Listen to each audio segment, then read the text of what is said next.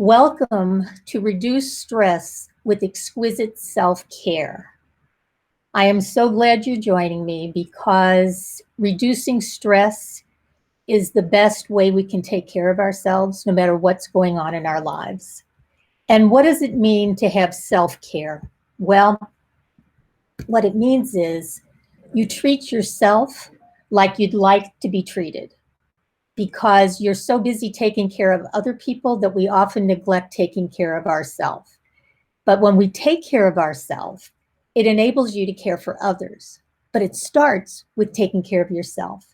This is a picture of the path that I traveled at the Chopra Center when I became a meditation teacher, yoga teacher, and Ayurveda teacher. And as I walked this path each day during the teacher training, it reminded me that I have the skills to take better care of myself. It just means I have to remember to use them. And that's what I'm hoping to do with you today, is to give you an opportunity to take a few minutes and see how just a few minutes is going to help you reduce your stress and take exquisite care of yourself. So let's talk about stress for a minute. Take a deep breath with me here.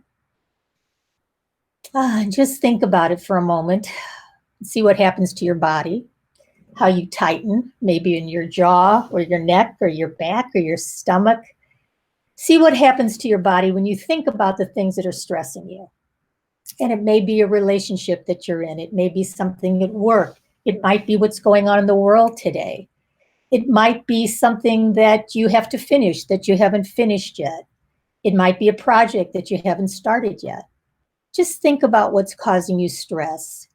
And then we're going to work today for just a few minutes on how to reduce that stress. And one of the ways you do that is to meditate. And what does it mean to meditate? Well, it can often mean just focusing on your breath for a couple minutes. It doesn't mean you have to sit cross-legged on the floor for 30 minutes at a time where you just go to a moment where nothing is in your mind, because there's always going to be something going on in your mind.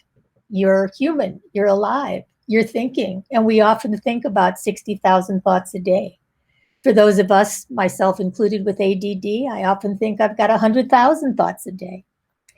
And what meditation does is it gives you an opportunity to stop listening to your thoughts, to just take a few breaths, go inside, and allow yourself to be present. And we'll talk a little bit more about that in this session. But meditation, even if you do it 2 minutes, even when I do it for 2 minutes, if I just tell myself the constant churning of my mind is not the only thing I can listen to. And if I focus on my breath for even 2 minutes and drop down from my busy mind into my heart, and then pick up what I was doing right before I started that 2-minute meditation, I feel that I'm being more soul-led, more self-led, and less ego-led by tuning in for just a couple moments. And the other thing to do is to move. So meditating is one, but let's also remember to move, because as you move, you're going to allow yourself to get the blood flowing. And I left space there for you to think about adding yourself to a walk with someone you care about, all by yourself. Even I tell my clients, go outside for 5 minutes and then walk back for 5 minutes. It doesn't have to be an hour. It doesn't have to be going to the botanic. It doesn't have to be meeting up with someone. It just is the ability to move your body and be outside if you can, or even move your body inside and do some stretches, do some yoga. Because the more you move your body, the more you reduce your stress. And another way is to breathe. So let's everybody take a deep breath. Inhale. Exhale. And my friend David G., my friend and mentor, talks about his 16-second reboot. And what he does is he inhales for 4, holds for 4, exhales for 4, and holds for 4. So let's try that.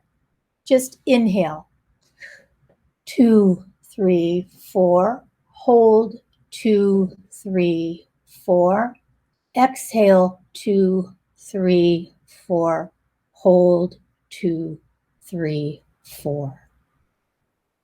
So imagine if you did that, if you're communicating with someone and you get triggered by something they say, and you allowed yourself 16 seconds just to go inside, quiet your mind, not react, but respond from your higher self.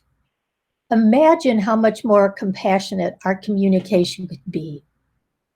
So what you can do is just breathe. And that 16-second reboot, David G. often talks about going into a room. You put your hand on the knob of the door, inhale, turn the knob, hold, enter the room, exhale, hold for 4. And you've already changed your state, your energy, just by taking a breath. So remember, wherever you are, you can just breathe. This is my favorite spot at the Botanic Gardens in Chicago. And whenever I sit here, it just reminds me to be present, to let go of what's ever bothering me, and to show up in the present moment. And as you do, no matter what's going on in your mind, remember that your mind is not the only aspect of who you are. You're a body, mind, and spirit. As Rumi says, you're not just the drop in the ocean, you're the entire ocean in a drop.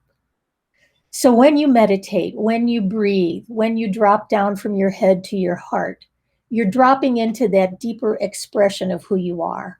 You're dropping into your soul. And from that place, you get a different perspective on what's going on in your life. And this might be the sign you're looking for, to just go inside and quiet for a little bit. Because we look outside of ourselves, or we believe every thought that we think.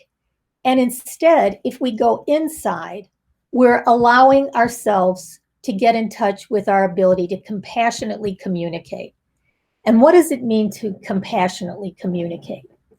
It means we connect to our highest and best self, that best version of ourself, where we're calm, clear, connected, compassionate. It's when we look at our life from a higher level of consciousness, where we're not reacting. So we connect to our best self in compassionate communication.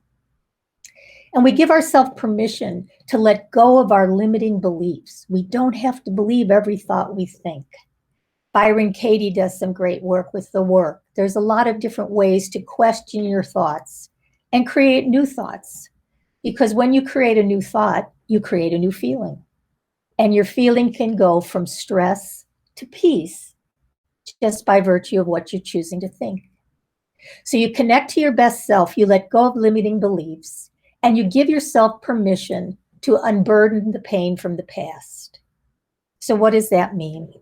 It means that instead of carrying around the hurts or the pain from a relationship, from something somebody did or didn't do, you give yourself permission to let it go. Whether you need to go to therapy, whether you can talk about it with a friend, whether you can journal, whether you can decide to forgive.